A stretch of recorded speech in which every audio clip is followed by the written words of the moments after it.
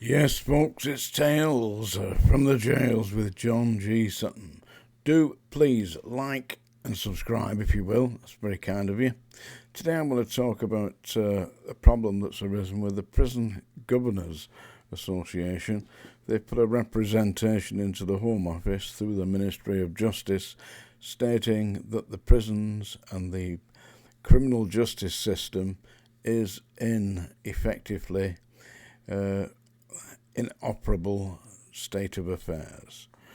According to my notes, the prison system has less than 1% of the estate accommodation available, and that very soon, unless matters change quickly, they are going to have to start using magistrates, courts and police cells to house the excess inmates, because the police, when somebody is remanded in custody, will not have anywhere to actually place them. The other idea that is being promulgated by the Prison Governors Association is to institute what's known as the Civil Contingencies Act 2004, which allows the Ministry of Justice, in other words the prison department, to release inmates after serving just 40% of their criminal sentence. So if you get sentenced to 10 years, after 4 years, out you go, back on the streets, cranking up, hit the pavement again, yeah? Currently at the moment they're operating a thing called Operation Early Dawn. Now, Operation Early Dawn, as I previously mentioned in these broadcasts, allows inmates to be released up to, I think it's 90 days before the actual end of their sentence. So they're really basically what they're saying is, the prison governors, is that they don't have any accommodation available to take more prisoners, and the prison estate is currently standing at, according to the report today, 87,395. It's got a total capacity of just over 88,778. That's the total capacity, but that's throughout the entire estate.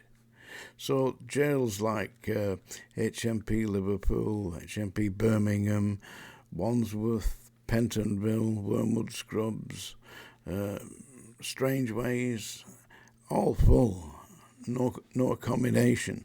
Now, I was at Strangeways in the 1970s when they ran out of space completely, and they had over 2,000 inmates in there. And what they did was they put mattresses down in the gymnasium and housed the Category D prisoners in there, because they were less of a risk, classified Category D. And the inmates were sleeping on the bare floor in on a mattress. That was it. That's all they had. So basically the system is in utter chaos. We're now at, here in today just in Lancashire, it's 25 degrees centigrade.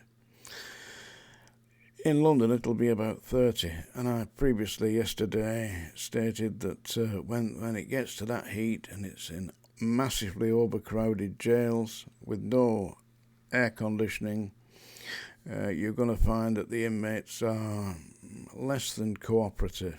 That's certainly what we found. As I said yesterday, we were not encumbered by the hostess system. What we had were big lads out of the army who went in, stamping their boots, uplifted them and dragged them in, one at a time. That's not going to happen today. What's going to happen today, they're going to leave them out there. They're going to send for the police. It's the same story with the police now. I spoke to one policewoman. She must have been 5'1", if she was that, yeah, in her high heels, yeah, fully donned up with makeup, probably about 23 years of age. I mean, what use is that on a Friday night on the hard streets of Wigan? When I was a young man, to actually patrol the streets of Wigan as a police officer, They patrolled in twos, and the minimum height restriction for that was 6 foot for men, yeah? Same in Liverpool, down Scotland Road in Liverpool. All those who are in Liverpool will remember Scotland Road in the 60s and 70s. 2 policemen at a time, both over 6 foot tall. And now here we are with the criminal justice system. I mean, there's not just the problem with the prisons. The problem is with the Crown Court system. There's people who have been on remand for years, 3 or 4 years, not been tried. I mean, this, no wonder they want to get us out of the European Convention on Human Rights, because this is an affront. People who are on remand are considered to be innocent until proven guilty. And the criminal justice system has got no facilities at the moment to try them.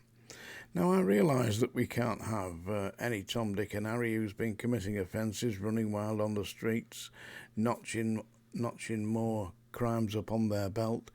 But where is it all going? Where is it going? When I was in the prison service, I mean, I'm going back some time now, but when I was there, the population was approximately 38,000.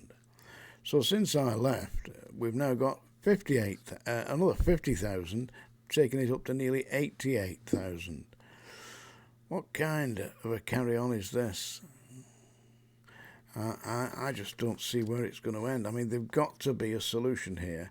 Now, the Labour Party are proposing to build a further 6 prisons and housing 20,000 inmates. Who's next? Who are they going to lock up next? Well, listen, let me tell you this. I also saw an article today about the idiots. I mean, they would be absolute half-wits, wouldn't they? Who chopped down that tree at the top of the... I think it was a yew tree or something like that. Chopped it down anyway, at the top of that valley. They're talking about asking them to get in prison for 10 years for chopping a tree down. And we've got to look after them. And it costs over £1,000 a week to keep somebody in prison. Whoa, come on. There has to be a better way than this. Right. Somebody suggested I look at a plan that was set out for a village near Pickering in Yorkshire called the Botton, Botton. Have a look at that, folks. It looks a great idea. I'm going to go up and visit it. It's a unit, villages, houses, cottages, bungalows, all that, set out and housing people who have got learning difficulties and mental illness difficulties. They're in this little unit village and they're put working on projects, making little craft objects and selling them in the shop there. Seems like a great idea, a really good idea. The problem that you've got, of course, is that some of the villains that we're locking up these days, they just take it over and start torturing the bloody inmates. I'm now going to read you a poem, not sing you a song. But it's the song dinger, just in case you feel that you can't stand it, and I can understand that. But here we go. I'm going to read you this. This is one of the most popular poems in the English language. Probably the most popular poem, actually. It's If by Rudyard Kipling. And the Ministry of Justice would do probably well to have a look at this, because I think they are losing their heads. If you can keep your head when all about you are losing theirs and blaming it on you, if you can trust yourself when all men doubt you, but make allowance for their doubting too. If you can wait and not be tired by waiting or being lied about, don't deal in lies. Or being hated, don't give way to hating, and yet don't look too good nor talk too wise. If you can dream and not make dreams your master, if you can think and not make thoughts your aim, if you can meet with triumph and disaster and treat those two impostors just the same, if you can hear the words you've spoken, twisted by knaves to make a trap for fools, or watch the things you gave your life to broken, and stoop and build them up with worn-out tools. If you can make one heap of all your winnings and risk it on one turn of pitch and toss, and lose, and start again at your beginning, and never breathe a word about your loss. If you can force your heart and nerve and sinew to serve your turn long after they are gone, and so hold on when there is nothing in you except the will which says to you, hold on.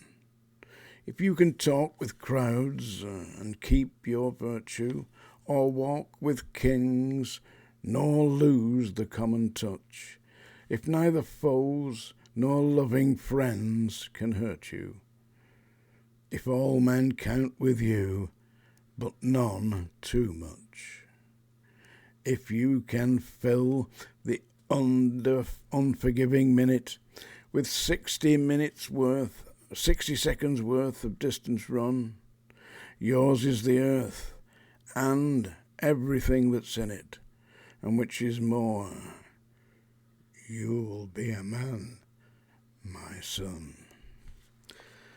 If, by Rudyard Kipling. Sincerely hope that you enjoyed that, folks. This is Tales from the Jails. Do please like and subscribe.